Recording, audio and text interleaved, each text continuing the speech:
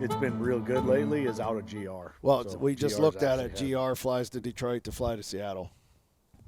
So like it's the basically GR one does. Yeah, It doesn't go to Mini. doesn't go to Mini. It's all GR to Seattle or GR to Detroit, Detroit to Seattle.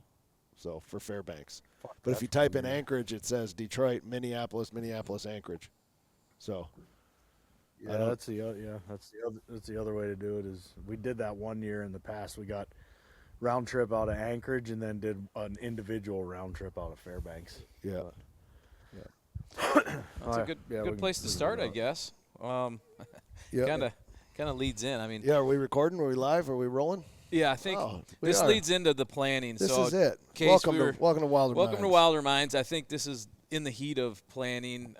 Usually, I guess this is about when we book our flights, when we get everything. Yeah, we're a little behind, but we've been a Little little behind. busy. But yeah, Yeah, we're I getting think the details down. Yeah, I mean, I think when you consider when you do any sort of big trip, especially to Alaska, you have to plan. You kind of work your way back. So you find the dates that you get dropped in, and then the extraction dates, and then you kind of work around those. You need a couple on the front end, couple on the back end, but it's always kind of the same. Yeah. You're trying to find the flights that get you there in the most productive time, but also to save money. So we can basically get the same flights in hour-wise, but we're going to save $2,000 if we Yeah. go a little later in the day. Yeah, and we're staying a couple days in the front end, so we always have more days in the front to prepare because we have a storage unit up there, so we've had that for a long time, and that's where we keep all of our rafts and all the stuff. I mean, it's like that's so handy because you can't fly with that stuff, and we don't rent it; we own it, so it's like it's actually better for us to have a storage unit up there, which is nice.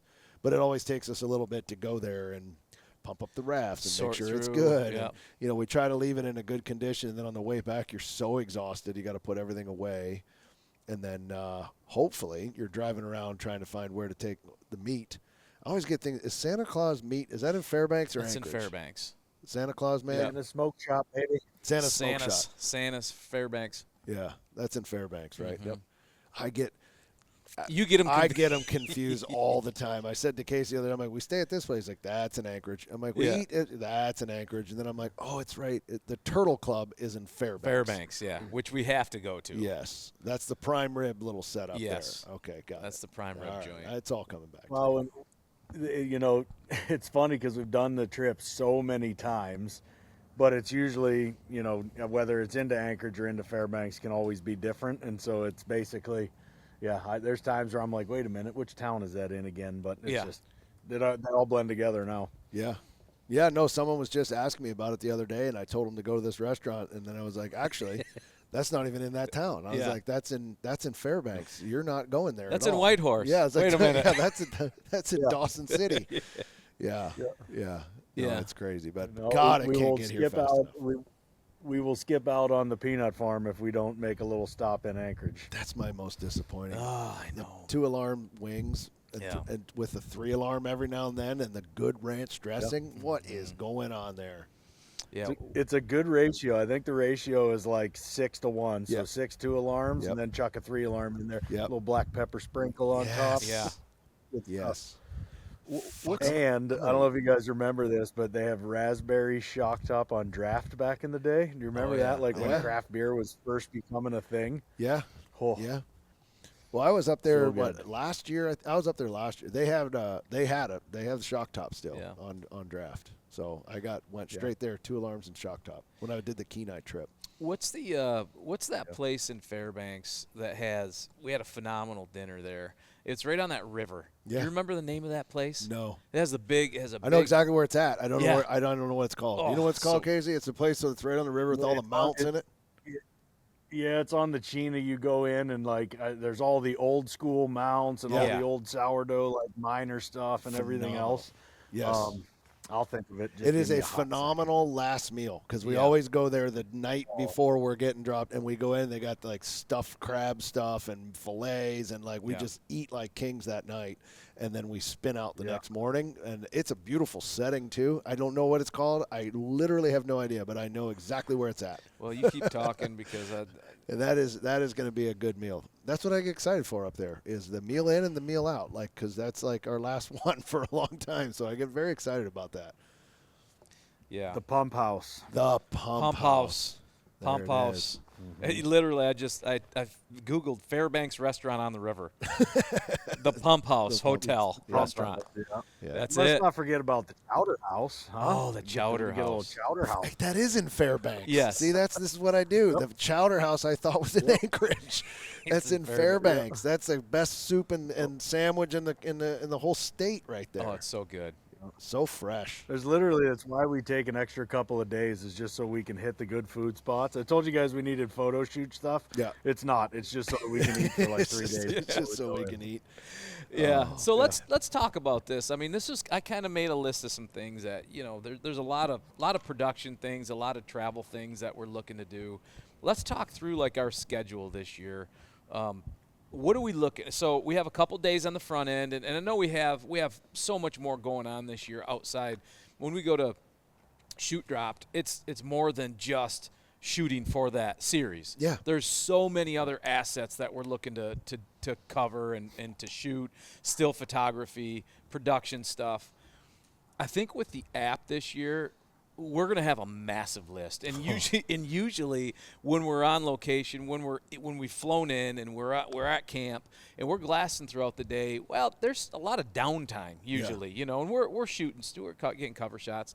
But I think in the downtime, we're going to have like production shit Oh yeah. that we have to go through. Be busy. Yeah. She's gonna be busy. Well, first and foremost, we're excited because we've got this. We got a new series. We're going to talk today about the Content Hub. We're going to talk about the app because it's in beta. Casey and I are patiently awaiting right now our test scenario as we speak, so we can kind of finally look at it as an actual app. So it's coming very soon.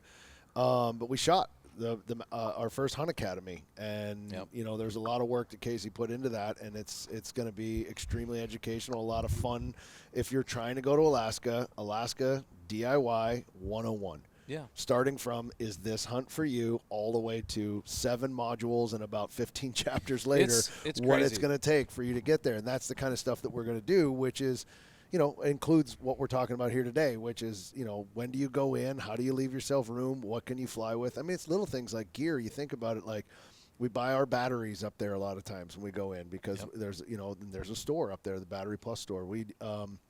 Gas is another thing. Like for Jetboil, you can't fly with that stuff. Yep. You gotta leave room for those things. We cover all that stuff as we go through it. So I'm super excited about that, Case. I know you are as well.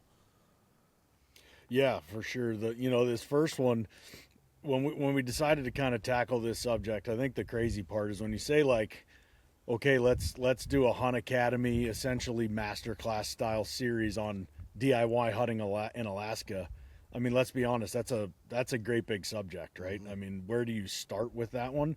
So I think the way that we've broken this thing down is going to be really useful for people, because first and foremost out of the gate is like just deciding on whether or not this is actually for you, and then just learning about the Alaska rules and regulations and some of the things that you have to navigate there from tag perspectives, and from kind of how Alaska fish and game laws work and where they have certain units and all that stuff. And then going into learning more about the actual styles of hunting in Alaska, because really that's where a lot of the nitty gritty information becomes really important, is what style of hunting are you actually going to be doing when you're in Alaska. And so we've kind of broken it down to the basics of 3 really main styles of hunting, across kind of that spike camp, drop camp, float trip type deal. And then what we're going to do from there is we're going to really dive deep into each one of those, because that determines the gear that you take, how you get in, ingress and egress, how you're getting in and out, all that kind of stuff. So, listen, guys, we got 20 years worth of knowledge to lean on. We're going to share everything that we wish somebody would have shared with us 20 years ago. That's what people are going to get through this entire series. So super excited to bring it. And you're right, Jay, when we go there, that's what the app does for us, right? Is the app is now about, we're filming everything. We're trying to give everybody as much information as we can possibly give them so that they can avoid all the speed bumps that we hit along the way. So, when we're in town, we're going to be filming shit. We may film at the Chowder House, actually. Now that I think about it, we should probably just make that happen. That's a pretty good idea. And sitting in the edit bays, and we're pumping all this stuff out right now. I mean, that whole DIY Alaska Hunt Academy is almost 4 hours long. I mean, that's 4 hours of nonstop, B-roll and conversation. And again, I extract myself from the situation and I put myself in there and I say, okay, if I wanted to go to Alaska and do a DIY hunt, what questions would I have? And I know that's what you guys did, especially Casey, when you're writing the whole thing. It answers every question. And it is almost a must watch, a must participate in deal if you're going out there. Yeah. I mean, I think it's everything that we've learned the hard way, and that we wish we had a resource for. And now we've put it on to a resource for somebody because there's a lot. A lot of people just go up there and get a tag. There's so much to consider. We go through the nutrition, we go through the fitness level, we go through, everything that you can think of to get ready. And sometimes I would encourage, if you're going to think about this, watch it a year in advance. Yeah, oh yeah. Take the time to go through it. Watch it a year in advance and start to watch the preparation and look at some of the digital products that are coming along with this and follow the plan to a T. And then you'll have a much more enjoyable hunt because that's some of the hardest thing is the prep. We've known that we've been going on drop for over a year now, and we've been planning that entire thing, and we've been looking at how we're going in. Yeah, we're just getting to the flights, if you will, right now, but at the end of the day, everything else is locked in, like where we're getting dropped off, where we're going to get picked up, those types of things, how we're going to hunt this. I mean, we've gone through and done all of that, so that's the exciting part. And yeah, we probably should do a list of restaurants. Yeah. A list of restaurants. For sure. Yeah, for Anchorage and Fairbanks. We're going to. Yeah. Yep, we're going to. And, we've been fortunate when you think about it, Chris, it's a great way to kind of sum it up is like we've taken 20 years, almost 20 years worth of information and condensed it into an initial 4 hours for people. I mean, that's a huge time saving, over the course. We've been fortunate. We've had a lot of resources that we've relied on over the years, whether they're people that live in state, people at Alaska Fish and Game and biologists and stuff like that. And, this is really taking all that info, synthesizing it down for people and putting it as concise as we possibly can. So again, I think the mindset was just, man, what I wish I would have known all those years ago. And that's what we're just trying to bring people. And the exciting part is like, we're at the basics level with this first one. And then we're going to do deep dives on all 3 different styles that we've called out. And then we're going to get into gear and tactics and techniques and like the individual side of each one of those hunts and what people really need to know to be effective. Oh, windstorm. We got a break for a second. Casey's got the wind coming in. Holy! So if you're hearing that sound, Casey's standing outside. If you're listening to this, Casey's standing outside. His background is making me jealous because I know it's a Canadian lake. Oh, that's even worse. That's worse. Yeah, you got a heavy wind. So, yeah, he's standing outside. He's up in Saskatchewan still. He was there last week, and he's there again this week. But I saw that lake in the background. The first thing I'm going to ask is there northern pike in that lake?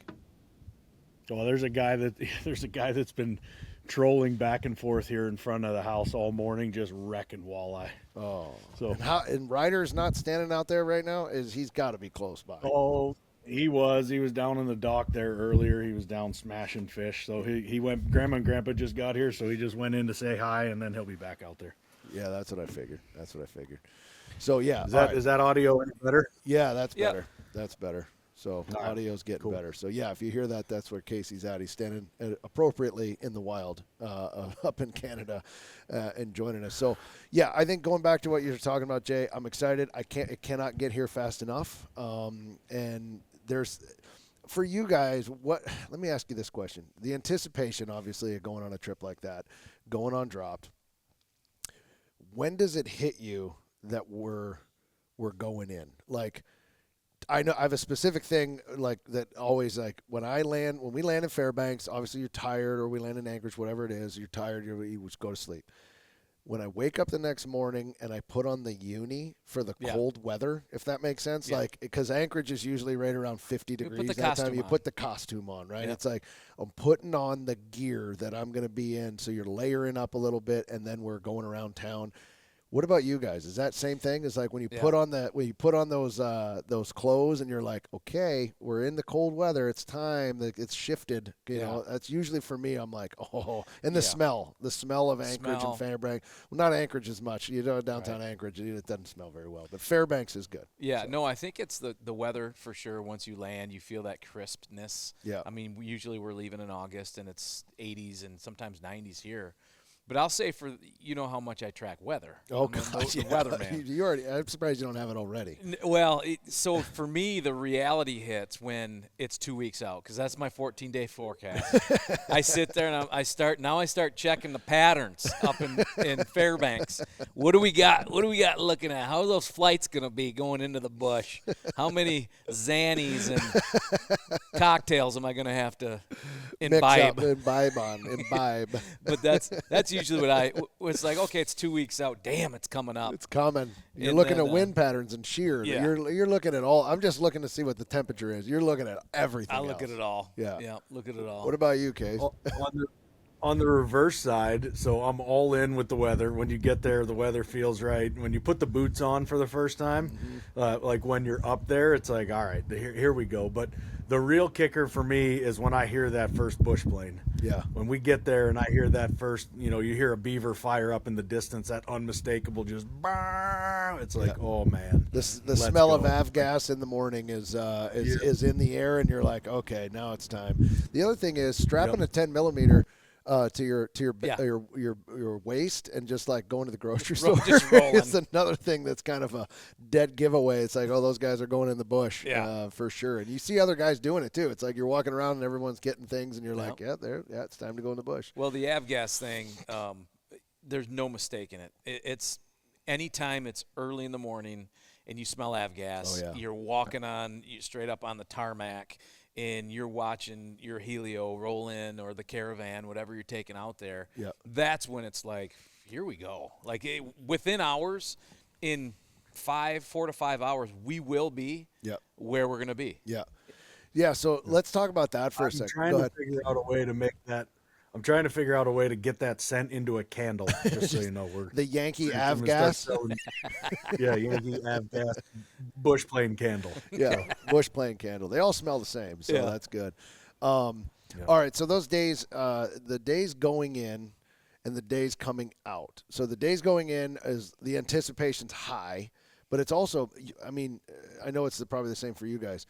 Adrenaline's high, but also, man, the level of detail and the time it takes and the stress of like, okay, you're going from here to here, you're hopping on this plane, and depending on where you're going, right? If you're going deep into the brooks, like a lot of times we're going pretty deep, so it's shuttle to here, repack, one guy's going in this plane, and just keeping an eye on what gear's going with who. And then there's always like that first guy that lands, and then that guy's by himself for a little bit, then the second guy comes in. There's always that. But, like, then finally the plane flies away, and I feel like we're all just standing there in silence, just staring at each other like, and wow. Like, you go from 100 miles an hour to just complete silence. And there's also, like, that moment where it's like, all right, now let's get to work. And it starts, right? But, I mean, that day is just an adrenaline day, and it's not even close to the exit day. Because the exit day is probably the worst day because it's bittersweet, right? You're going home. But at the same time, you're like, I don't know that I want to. Mm-hmm. And, man, the stress level on that day, sometimes it's 8 hours just to get out, right? Yeah, because you got meat, you got all, things are different. But I'll say this on the way in. From the production side, we have to decide what cameramen are going in. Last time, Jameson and I went in together on the first flight. So we were together, and you guys came in together. And basically – we were able to then film the plane landing, you guys getting out, you guys unpacking, because I think that might be the first time we've ever flown out together. And I like that. I think we'll do that again this year. Basically, when we go out, Louie and I will fly out together, and then you guys can come in together. And I imagine we're going to do the same system, the Caravan and then the Helio. But to your point on the way out, we'll have meat. And so that's a whole different scenario, and well, that throws off all the weight ratios. That throws off everything to and then that's where you need the extra plane or one guy. There's always that. there's always that push it to a limit scenario where you're like, is it going to get up in the air? Do you remember? I remember a couple last time. Was it Jameson that went out first case? Is that him that There's went out? And there's a like, question. There's like, hey, who wants to jump on the first flight out? And I looked at all the shit we jammed in there. I'm like, Neff, you want to hop in this one? He doesn't care. I'll send him to his death. Let's go send out like, Jameson. Yeah, I'll hop in. Yeah. I'm like, yeah, it's perfect. Yeah. So he gets going, and that thing's weeble wobbling, and it's going down the gut of the river, and got some lift, and literally, I swear to God, cleared the willows by like 10 feet. Oh, yeah. And it dipped real heavy one time, and we filmed. I remember filming. I'm like, Jesus. Wherever your adventure takes you, count on Bass Pro Shops and Cabela's to make it memorable. From the timberline to the campsites to the lake and the range, get your family outfitted with the right gear. With premium brands like Worldwide Sportsman, Ascend, Instinct, Redhead, and Natural Reflections, they've got the apparel and the gear to make it the best adventure ever. Stop by today for a one-of-a-kind shopping experience in-store or online at BassPro.com and Cabela's.com. See for yourself at Bass Pro Shops and Cabela's stores. Your adventure starts here. All right, let's talk about beer for a second. You ever notice there's a big difference between Busch Light drinkers and other beer drinkers? I like to say we live on the wild side. You know, a guy with a Busch Light in his hand, he's a man of the people. He's out there in the wild every day. He's in the trenches smashing bushies with a smile on his face. You know why? Because he doesn't care. He's not looking for a soulmate. He just needs something to wash that damn jerky down. And he's got himself a 12-pack of Freedom in a can. And when that can gets cracked, it's like opening a door to a whole different world. It's just a vibe. And if you haven't felt it, you should. So go grab yourself a case of bushies, give them a rip, and take a walk on the wild side. You've got things that matter. Memories, heirlooms, documents, firearms. And we all know that life is unpredictable. At Winchester Safes, they make sure life's unpredictable moments don't take those things from you. They use state-of-the-art methods that refuse to sacrifice quality. They put everything they have into their products, offering proven protection and peace of mind. There's only one safe company worthy of the title, the American Legend, and that's Winchester Safes. Follow at Winchester Safes or learn more on winchestersafes.com. You know, it's when you start dealing, when you're landing, off runway like that, you got to get in where you can get in. Sometimes the wind is not 100% ideal for takeoffs. You're going to take off and land in crosswinds. And I mean, there's just so many things that factor in, especially then you start adding meat into the equation. I mean, there's been times where I've actually asked myself, like, should I shave my fucking beard to drop some weight before I get on this thing? Or what do we need to do here? Or your balls. Yeah. Yeah, it's like I got to figure something out. But I mean, such is life in the bush. I mean, that's just how it goes. Like we sit here and it's awesome because we want to go in and we want to, let's try and do 2 guys on the way in. Dude, when we touch down, like the plan could change. If we face a headwind the whole way and we're burning twice as much fuel as we should be, that might not even be an option when we get there, right? So all of a sudden now we're going to have to adjust and we're going to have to go in solo, each guy one at a time. So, I mean, that it is the definition, and this is what I love. It's the definition of real. It's as close as to producing like a real-time sporting event as we've ever had. Yeah. Because you're making decisions right there on the fly, even to the point like when we touch down on the gravel bar, we get out of the plane and it's like, fuck yeah, we're here, we're in the bush.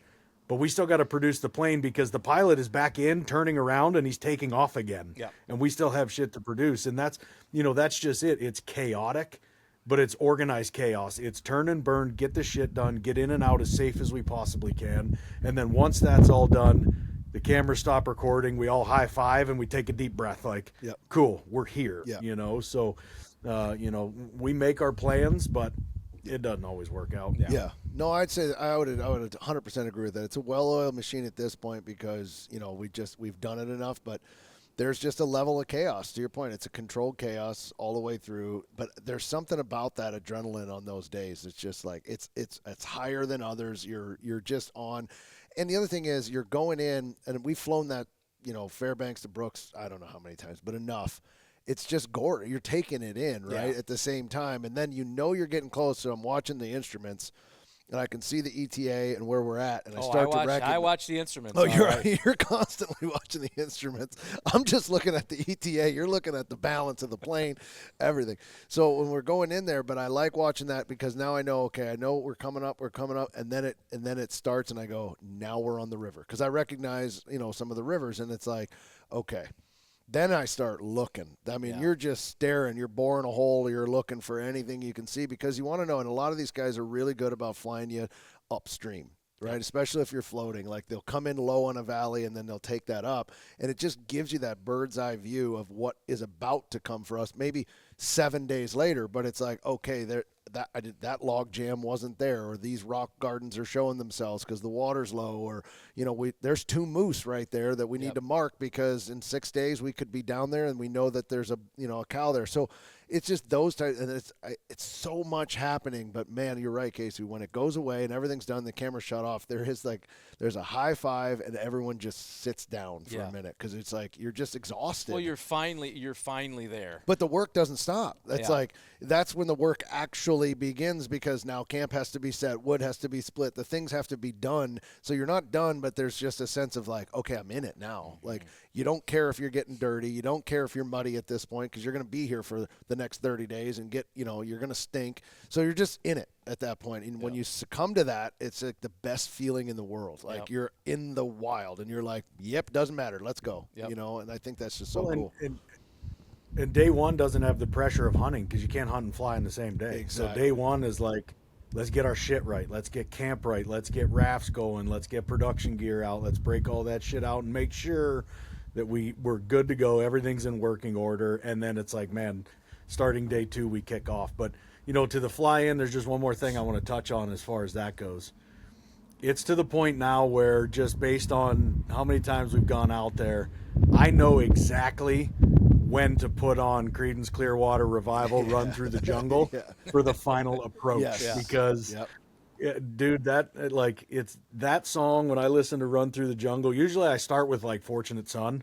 And then I get to Run Through the Jungle and I'm like, fucking right, so let's go. Gosh, were we in the Yukon when we got picked up? Was it a helicopter or was it I can't remember, but I do remember you took the microphone and put it up inside of the ears of the plane, and it was like and we were getting, and it was like we were leaving, I think, at that time. It might have been a Helio. I can't remember, but or a it could helicopter. have been the Animal Planet series. It was the Animal Planet series. We were getting picked up at the end, and I think it was a helicopter. And we were flying over sideways, and it was like, and the song was in the headphones, and everybody was just smiling, and like, we did it again. And that was the year we did like 62 fucking days or whatever. But that was, so you're right, man. When that song comes on, it's like, And speaking of songs, on the way to the airport in the morning, do you remember on the way to the airport in the morning, we had to take a taxi, and we put on in the taxi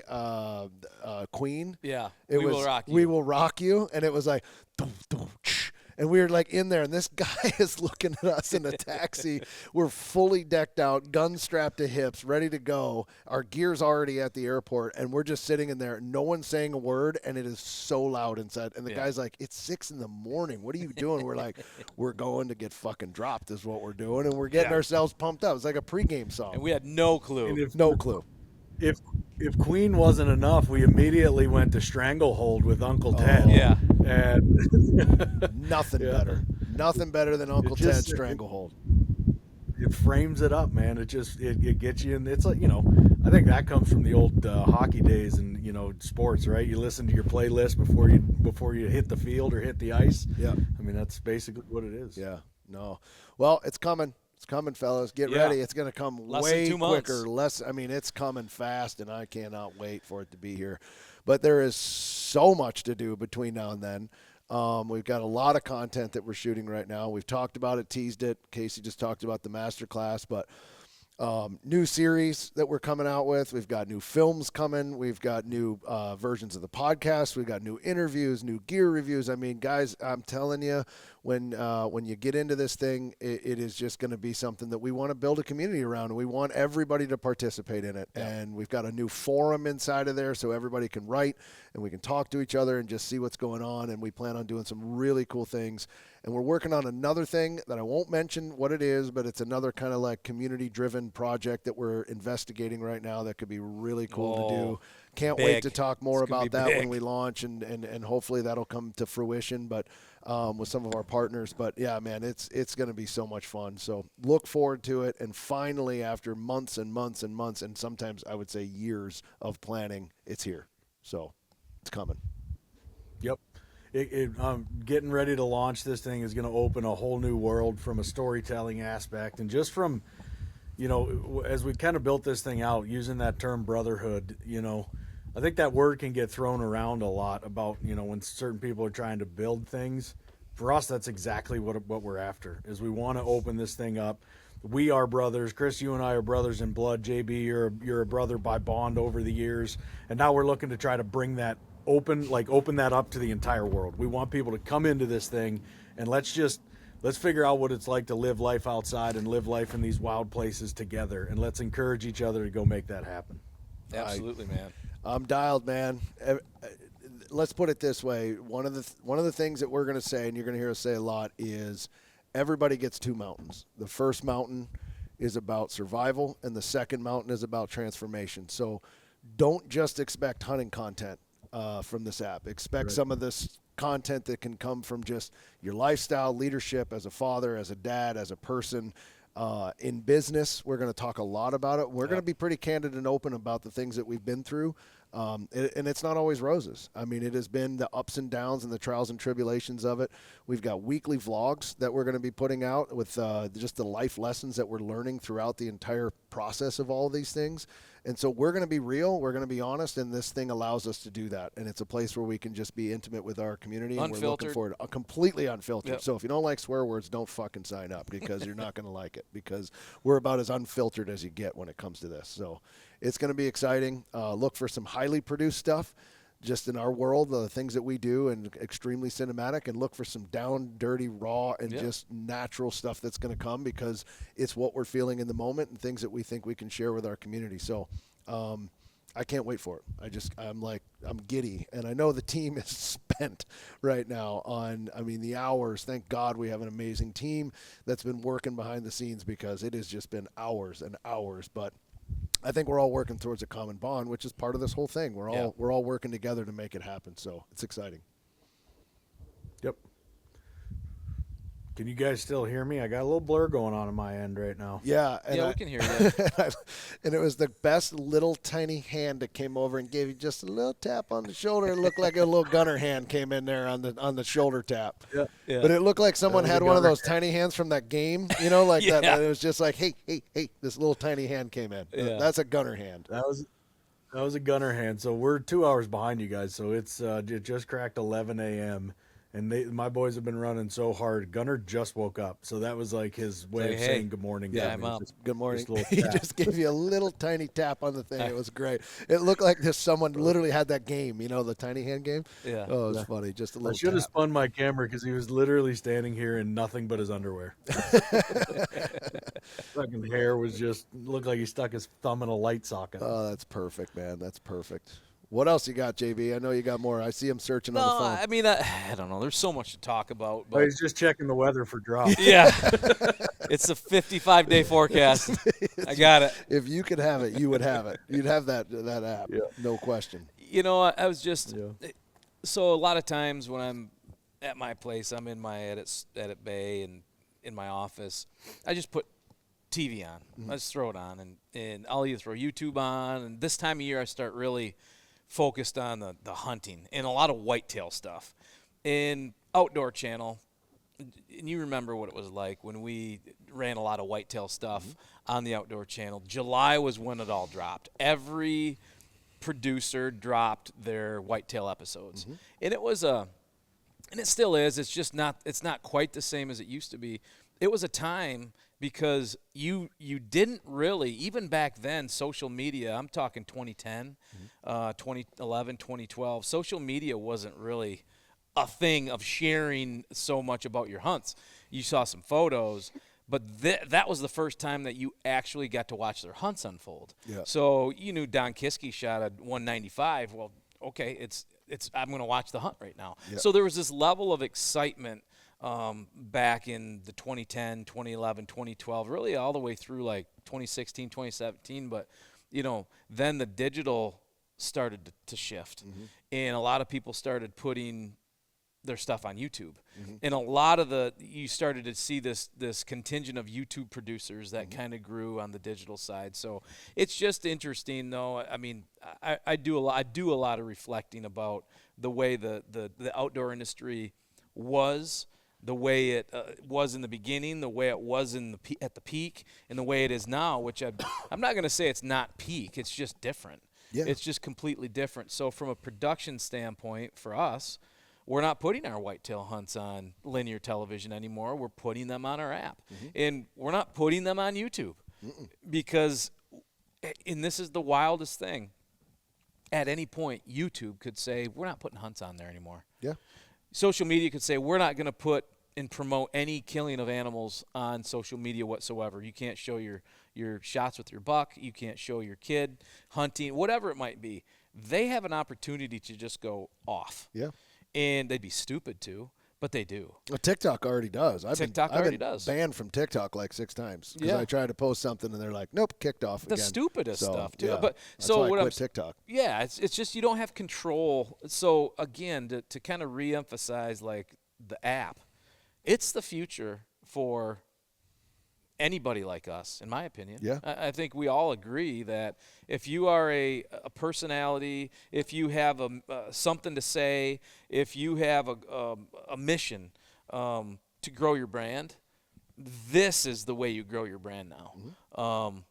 You can't make money on YouTube. I mean, we had multiple. It's crazy. You have to get hundreds of millions of views to make what you need to cover your production costs. You just do. Yeah. And for us, building this app gives us an outlet that we can put anything we want on there. We can be as creative as we want. We don't necessarily need to get it greenlit from somebody. We're our own network, and we can grow our own brand however we want to grow it. And that's the great part about it. And I do see a future there. I do see an opportunity for producers like us, personalities in the space like you guys. There has to be that next mountain. And we talked about second mountain. Yeah. That is the second mountain of our industry. It is growing your own app and brand and being in control of it the whole time and growing your audience. And that's the future. That's why we're doing this. Yeah, no doubt.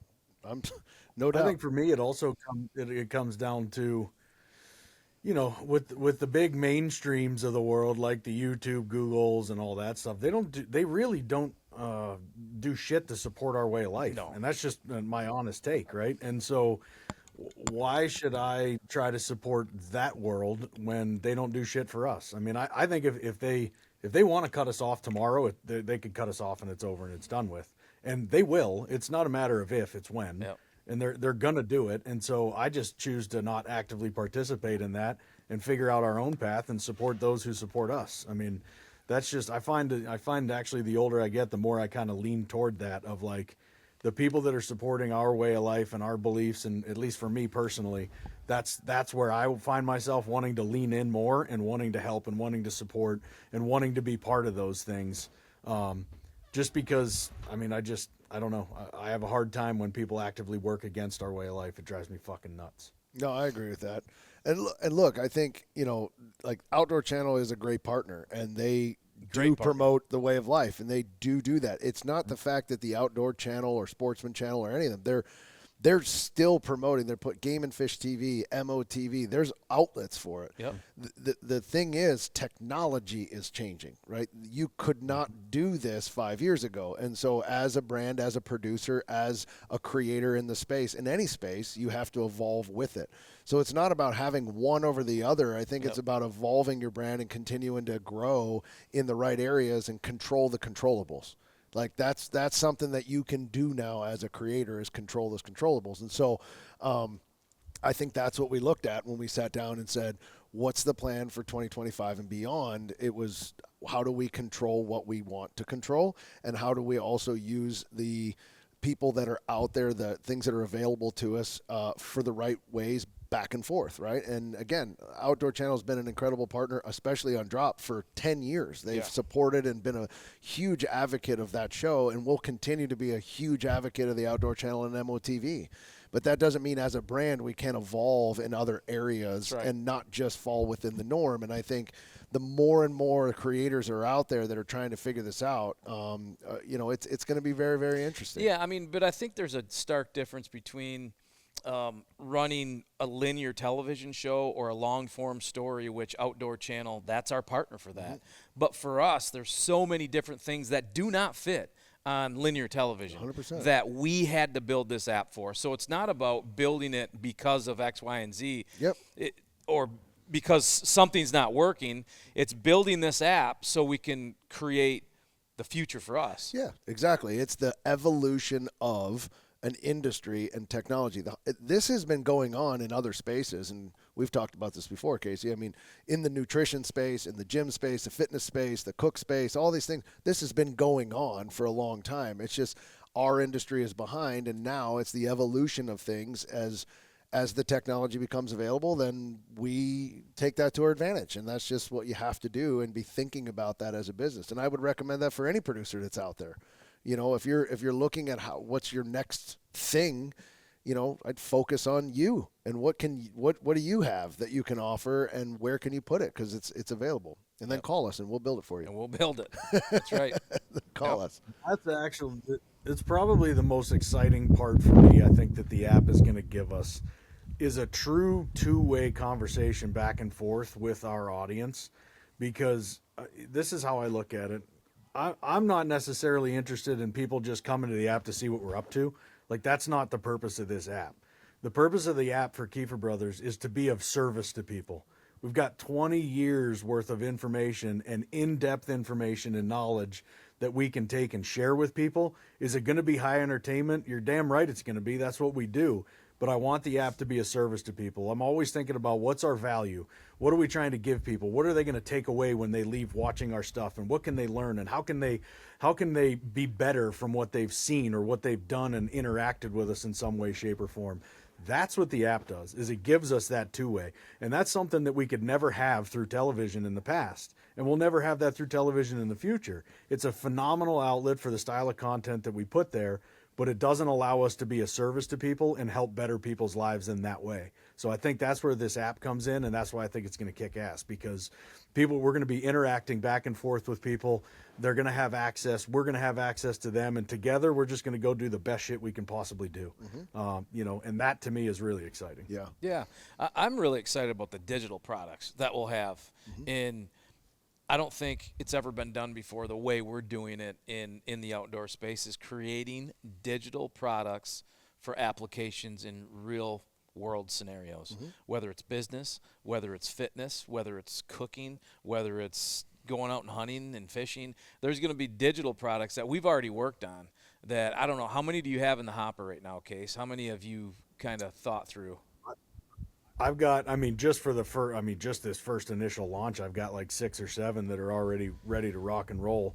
And, I think when it's important to call out, this isn't like a couple of words on paper. Like, these are high value things. These are things that, going back to what we started with, shit that I wish I'd have had 15, 20 years ago when we started this whole deal. Yeah.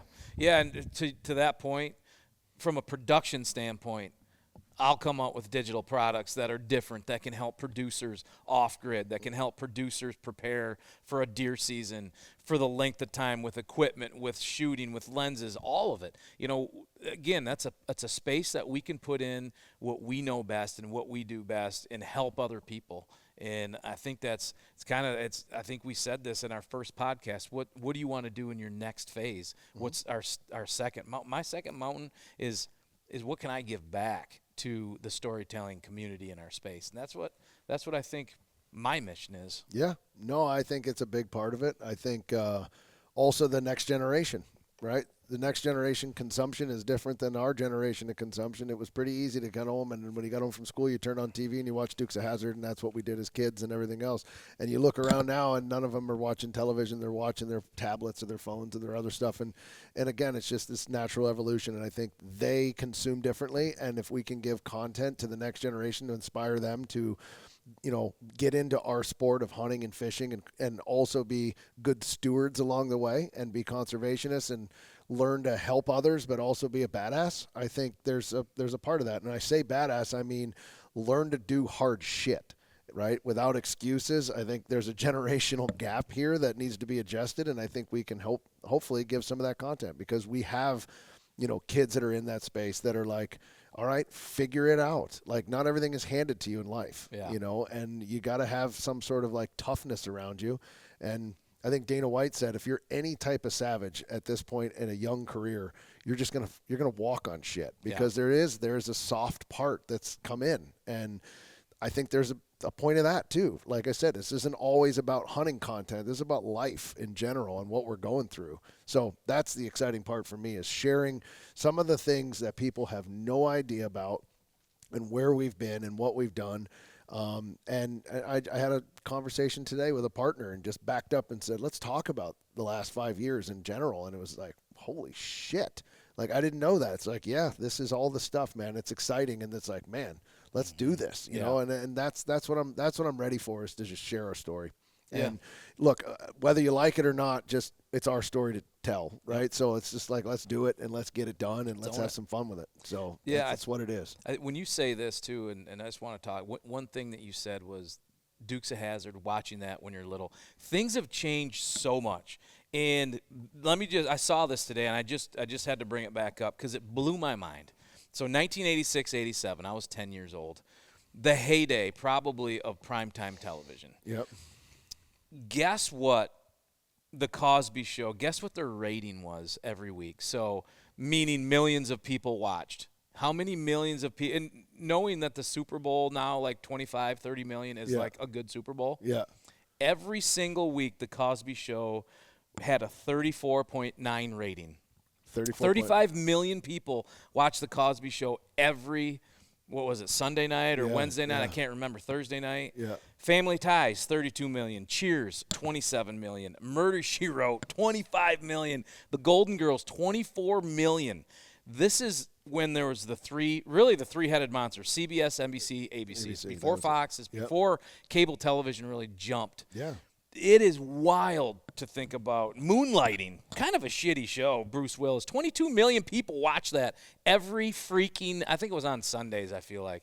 But it's just wild to think about the way things have changed. The consumption of the audiences have changed. Yeah. You know, if you had anything that had a 34 rating right now, it'd be a Super Bowl. That's basically it. And to think now, Mr. Beast gets that on his video he posts on YouTube. He gets over 100 million views. Yeah. On one video. Wild. Over the course of like 2 days. Yeah. Just on one video. So it's pretty intense, man. It's pretty crazy, but it's here. And so is AI, right? We just talked about this the other day, not to go in a rabbit hole of AI, but I also think, and I just want to add this part to the app and the consumption and the technology evolution, with AI coming in, I said this the other day, there's this analog renaissance, I believe, has to come back, right? I see written word coming back. I see things because people are ChatGPT. But, man, social media is so absorbed with AI. At some point, you don't know what's real and what's not. By owning this thing as for your own ecosystem or your own kind of thing, It is true, because someone can go there and go, I know that Casey wrote this. Yeah. And I think that's going to play a part in this too, as this evolution is people aren't going to know what to trust. And so No AI in this app. no AI in this app. And so having the ability to go somewhere where you know you're getting it from the author is going to be another big thing as we go forward. I think we've only just scratched the surface. And here's what's super interesting to me. We have yet to hit a decade where there is a 90-year-old or 80-year-old influencer. Does that make sense? So we have yet to get to a point where, like, what are these people in their 20s, these TikTokers, these OF people, these girls that are making all this money doing it?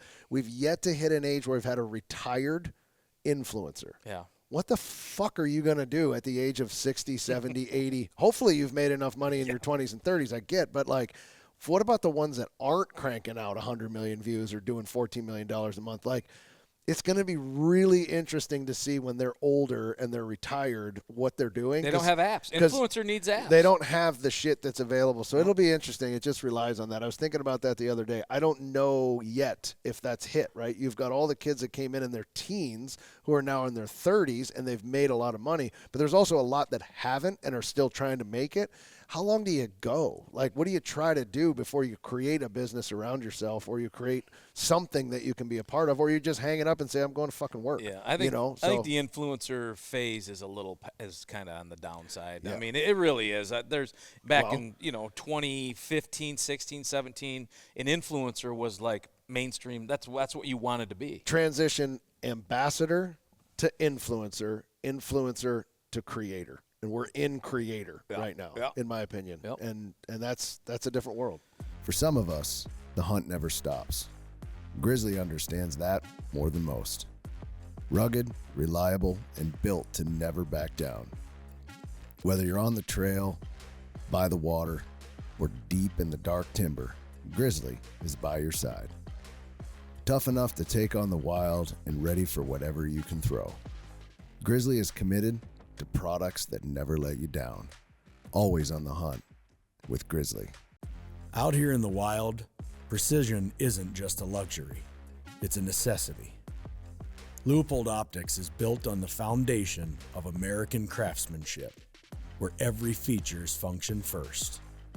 For over a century now, they've combined dedication and technology with a relentless put-it-to-the-test attitude, creating optics that stand up when everything else stands down. When it matters most, you need the best. That's what you get with Leupold Optics. While other companies out there warranty failure, Leupold guarantees performance for life. Some call it out on the trail.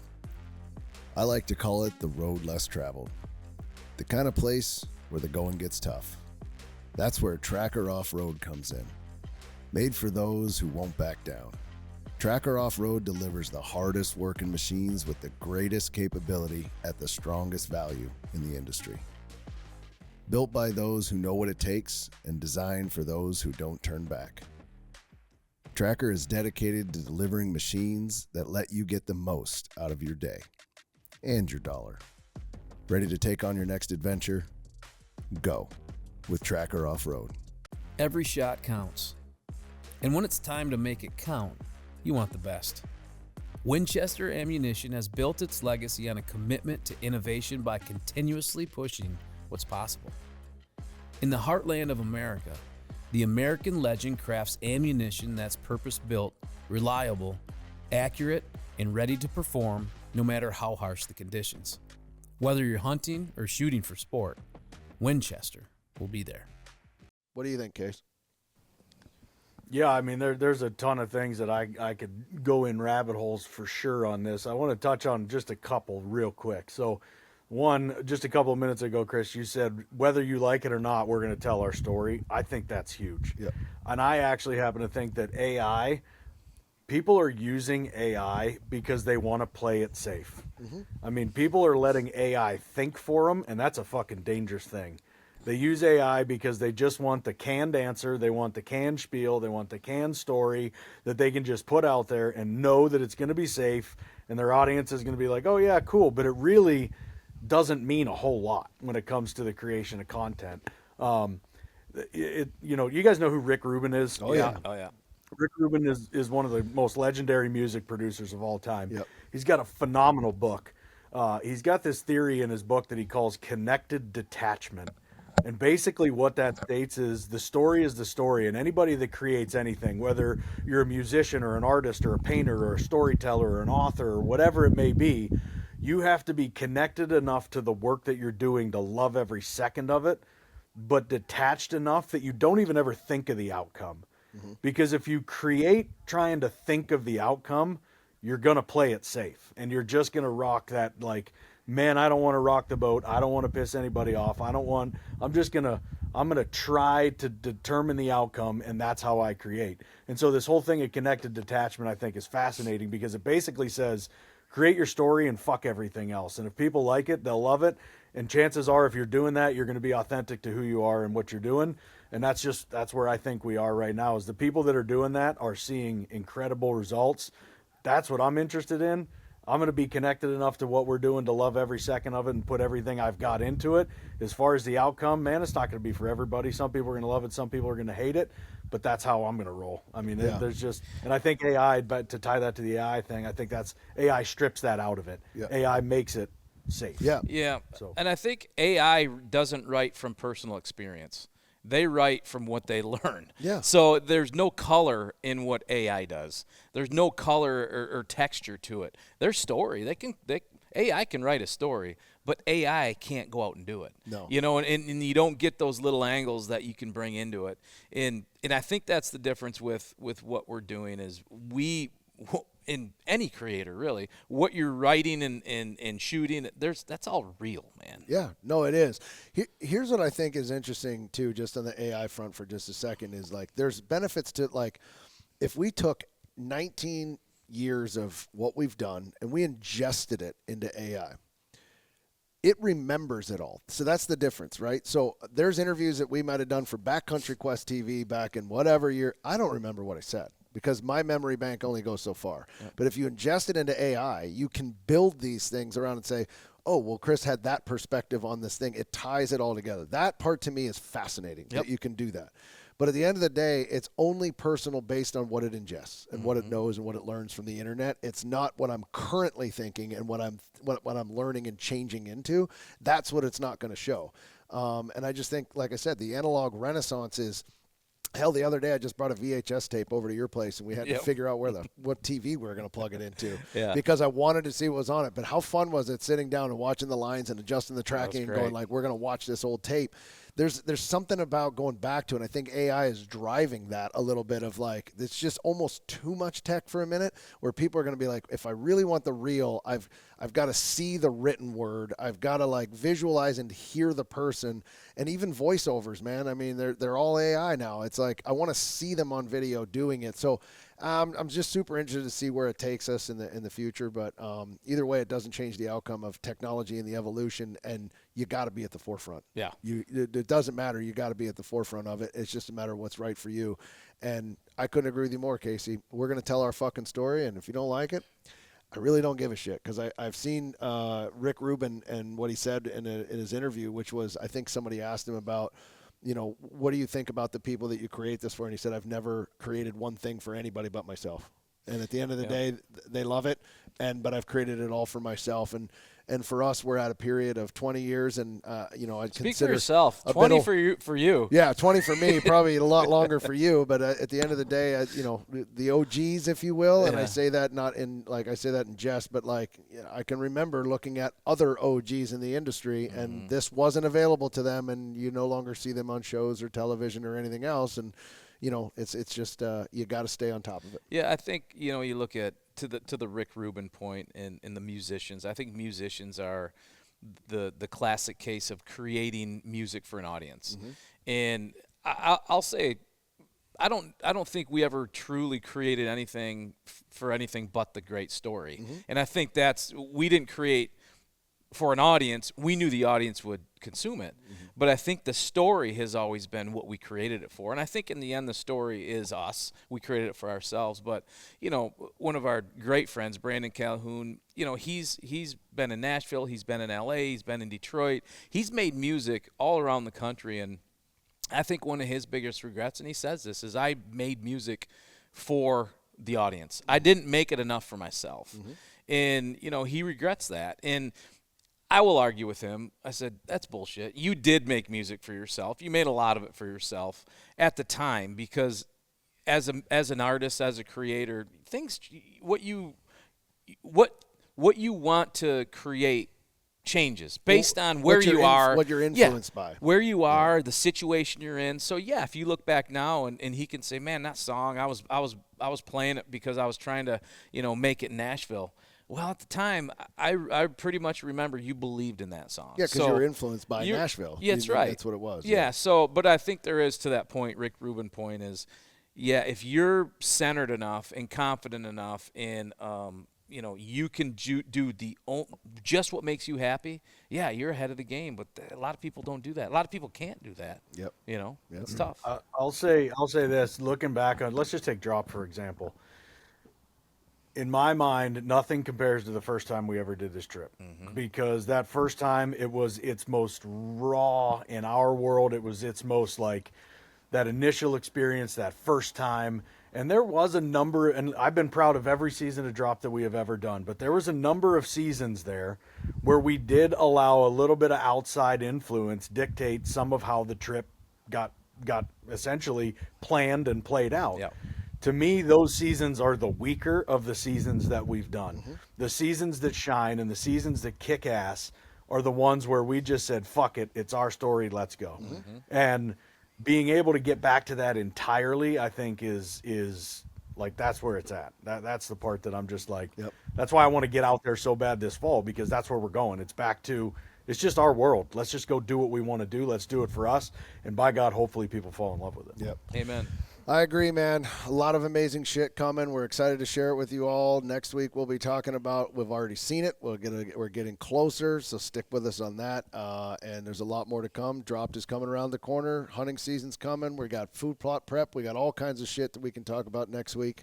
But in the meantime, Casey, enjoy up there. I'm jealous. You're in northern Canada with northern pike and walleye right out your door, and we're just here. So that's what we got. We're just here in Michigan, in a beautiful state. Yeah, we are. Yeah. And it got cool enough the other day that it Yeah. felt like it was actually. See, you're wearing a sweatshirt. I'm jealous of that right now more than anything. I feel you feel it in the plums. I felt it down deep. It's 50 here. It was 40 degrees this morning. Oh, perfect. That's perfect. That's perfect. She's nice. But you guys know what it's like. I mean, when I look out across the lake, you see that unmistakable silhouette of the spruce trees and the tops. Oh, yeah. And it's just a different feeling, different man. vibe. It really is. It's a different vibe. Well, the wild is waiting, my friend. So get That's back right. to it. Enjoy the rest of your time up there. We'll see you next week in studio. That's about it. That's it, man. That's what we got. Rap this week. Rapperson. Wrap it up. And thanks for listening. See you next week. Mama say it's a new day song.